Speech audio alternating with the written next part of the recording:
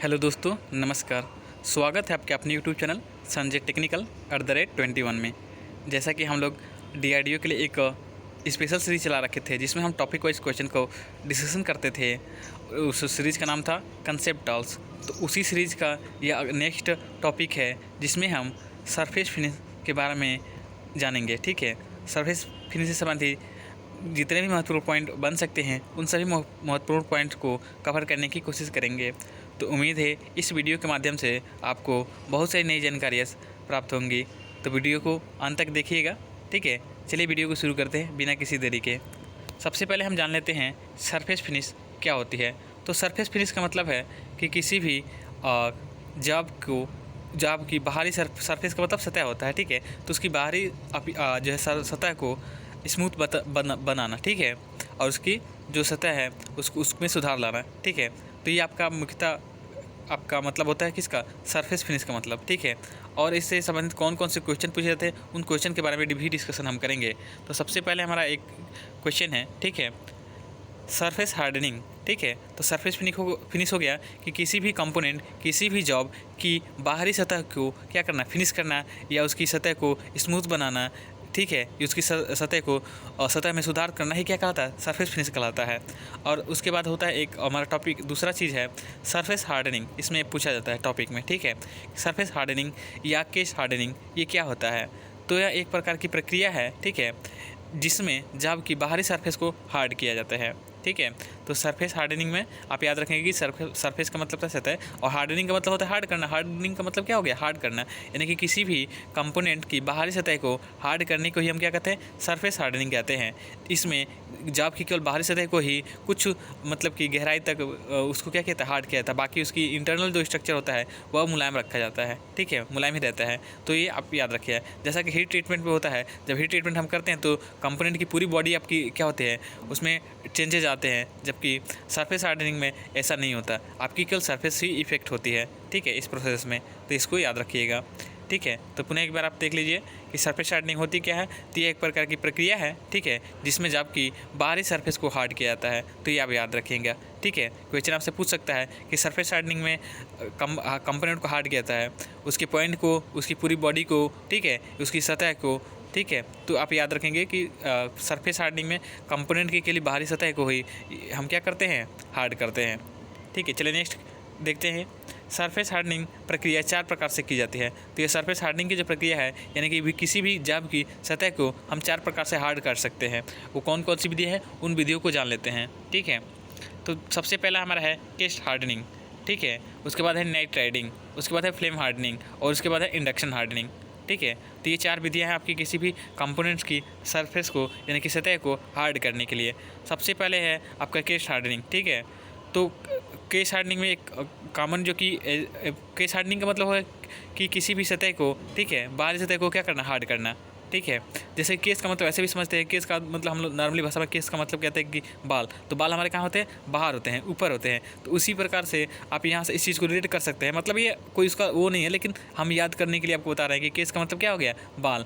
ठीक है, और बाल कहाँ होते हैं, बाहर होते हैं। तो इसी प्रकार केस हार्डनिंग कौन सी किसके लिए यूज़ होगा, किसी भी सतह की बाहरी सतह को हार्ड करने के लिए। ठीक है, और इसमें एक इंपॉर्टेंट पॉइंट जो आपसे पूछे जाते हैं उन पॉइंट को भी हम डिस्कशन कर लेते हैं।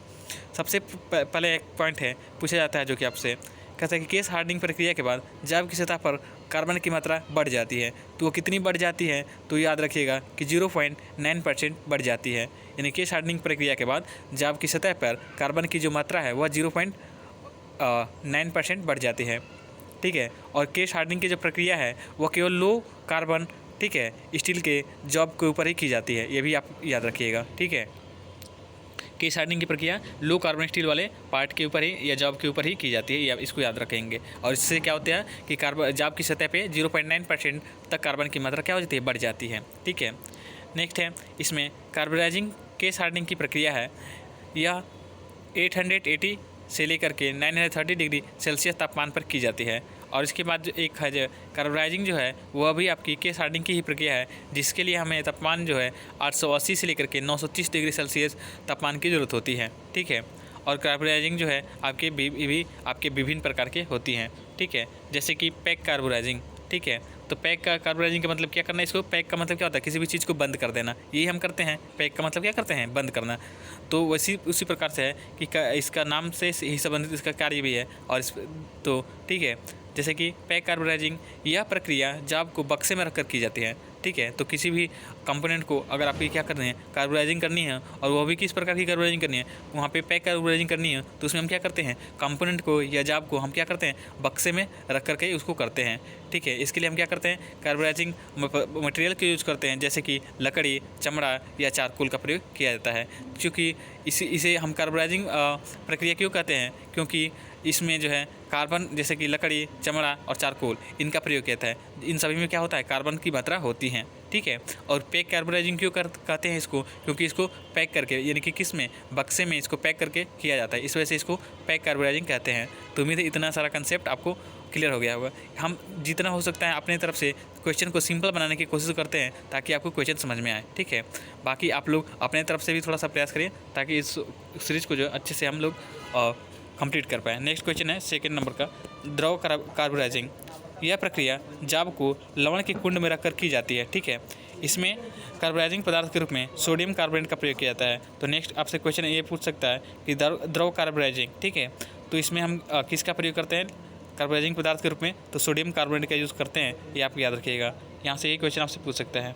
ठीक है, नेक्स्ट क्वेश्चन है थर्ड नंबर, गैस कार्बोराइजिंग। यह प्रक्रिया जाब को गैस टाइट कंटेनर में रखकर की जाती है। इसमें कार्बोराइजिंग पदार्थ के रूप में मीथेन अथवा प्रोपेन गैस का प्रयोग किया जाता है। तो ये तो मोस्ट इंपॉर्टेंट क्वेश्चन है, कई सारे एग्जाम में पूछा गया आपसे कि गैस कार्बोराइजिंग में किसका प्रयोग किया जाता है। तो आप याद रखेंगे कि गैस कार्बोराइजिंग प्रक्रिया में मीथेन अथवा प्रोपेन गैस का हम प्रयोग करते हैं, इसको आप याद रखिएगा। ठीक है, नेक्स्ट क्वेश्चन है फोर्थ नंबर का, नाइट्राइडिंग। तो नाइट्राइडिंग क्या है, तो यह इस प्रक्रिया में जो है जाब की सतह पर कार्बन की जगह नाइट्रोजन से प्रक्रिया कराई जाती है। तो इसको अभी याद रखिएगा कि नाइट्राइडिंग प्रोसेस में, ठीक है, हम क्या करते हैं, जाब की सतह पर कार्बन की जगह नाइट्रोजन से क्या करते हैं, प्रक्रिया कराते हैं, या नाइट्रोजन को उसके ऊपर पैडिंग ये करते हैं। ठीक है, तो जैसे कि हम आपका पैक कार्बोराइजिंग था, उसमें हमारे कार्बन के रूप में जैसे कि लकड़ी, चारकोल, इसका हम प्रयोग करते थे, जबकि नाइट्राइडिंग में ऐसा नहीं होता है, क्योंकि इसमें हम क्या करते हैं, गैस का प्रयोग करते हैं। कौन सी गैस, नाइट्रोजन गैस का प्रयोग करते हैं। ठीक है, तो इसको आप याद रखिएगा। ठीक है, नेक्स्ट क्वेश्चन है, नाइट्राइडिंग जी भी होती है, या भी आपकी दो प्रकार की होती है, एक गैस नाइट्राइडिंग, एक साल्ट बाथ। ठीक है, तो गैस नाइट्राइडिंग क्या होती है, करके गैस नाइट्राइडिंग इस प्रक्रिया में जाब को अमोनिया की गैस की प्रवाह में 500 डिग्री सेल्सियस तापमान पर 100 घंटे तक रखा जाता है। यानी किसी भी कंपोनेंट को आपकी क्या करनी है, उसकी नाइट्राइडिंग करनी है, गैस नाइट्राइडिंग करनी है। तो इसके लिए हम क्या करते हैं, उसके लिए हमें अमोनिया गैस की ज़रूरत होती है, और उसको हम कितने उसका तापमान होना चाहिए, 500 डिग्री सेल्सियस तापमान होना चाहिए। और उसके लिए हम क्या करते हैं, कंपोनेंट को 100 घंटे तक उसको क्या करते हैं, उसमें रखते हैं। तो इस प्रकार से आप याद रखेंगे कि गैस नाइट्राइडिंग में किस गैस का प्रयोग किया जाता है, तो अमोनिया गैस का प्रयोग किया जाता है। ये सिंपल सा क्वेश्चन आप याद रखेंगे। ठीक है, तो चलिए नेक्स्ट क्वेश्चन की तरफ बढ़ते हैं। साल्ट बाथ, यह प्रक्रिया सभी प्रकार के एलॉय तथा गैर एलॉय, ठीक है, के लिए की जाती है। तो आप याद रखेंगे कि साल्ट बाथ सबसे पूछ सकता है कि साल्ट बाथ किया जाता है किसके लिए, सभी प्रकार के एलॉय या गैर एलॉय के लिए। तो आप याद रखिए एलॉय या गैर एलॉय दोनों के लिए ये किया जाता है। ठीक है, नेक्स्ट क्वेश्चन है फ्लेम हार्डनिंग। इसमें जाब की सतह के ऊपर बहुत तेज़ी से ताप दिया जाता है। फ्लेम हार्डनिंग का तापमान सामान्य से 50 डिग्री सेल्सियस अधिक होता है। तो फ्लेम हार्डनिंग होती है, इसमें अब क्या होता है, हम फ्लेम का यूज़ करते हैं। ठीक है, तो फ्लेम मतलब कि इसमें हम क्या करते हैं, फ्लेम का यूज़ करते हैं। और पैक कार्बोराइजिंग में क्या करते हैं, हम लकड़ी का यूज़ करते हैं। तो लकड़ी में क्या करते हैं, लकड़ी से आग उत्पन्न होती है, और आग से के जलने से, जब आग की जलती है तो उसमें क्या होता है, फ्लेम भी बनता है। तो जहाँ पे लकड़ी की आग जला करके प्रयोग की जाती है, सरफेस को हार्ड किया जाता है, उसको हम पैक कार्बोराइजिंग कहते हैं। ठीक है, जबकि जहाँ पे जो लकड़ी से निकलने वाली फ्लेम से ही केवल और उसको गर्म किया जाए या उसकी सरफेस को ट्रीट किया जाए, उसी को हम क्या कहते हैं, फ्लेम हार्डनिंग कहते हैं। ठीक है, तो इसको आप याद रखिएगा। इसमें क्या होता है, इससे जाब की सतह ऊपर बहुत ही तेज़ी से ताप दिया जाता है। तो फ्लेम हार्डनिंग जब आपकी करनी हो तो आपका तापमान, फ्लेम का ताप क्या होना चाहिए, अधिक होना चाहिए। जैसे कि नॉर्मल आपका तापमान जो होता है उससे कितना अधिक होना चाहिए, 50 डिग्री सेल्सियस अधिक होना, तभी तो ताप आपका अधिक वहाँ उसको प्राप्त होगा। ठीक है, तो ये इसको भी आपको याद रखना है। चलिए नेक्स्ट क्वेश्चन की तरफ बढ़ते हैं। कुछ लोग जो है ये वीडियोस पे भी देख करके नहीं आते हैं, या वीडियोस को नहीं देखते, क्योंकि ये सोचते हैं कि ये छोटा क्रिएटर है। ठीक है, तो कोई भी आदमी जो है छोटे से ही बड़े की तरफ बड़ा होता है। ठीक है, आप विश्वास कीजिए, क्योंकि आपको यहाँ क्वालिटी कंटेंट ऐसा हमें नहीं उम्मीद है कि इससे बेहतर आपको कहीं कंटेंट नहीं मिलने वाला। ठीक है, चूँकि हमारे पास कंटेंट ऑथेंटिक कंटेंट है, इस वजह से थोड़ी सी आपको पेशेंस बनाए रखना है और प्लीज़ वीडियो को अंत तक देखें, ठीक है। आपको बहुत ही हेल्पफुल मिलेगा, विश्वास रखिए एक बार, ठीक है। चलिए नेक्स्ट क्वेश्चन की तरफ बढ़ते हैं।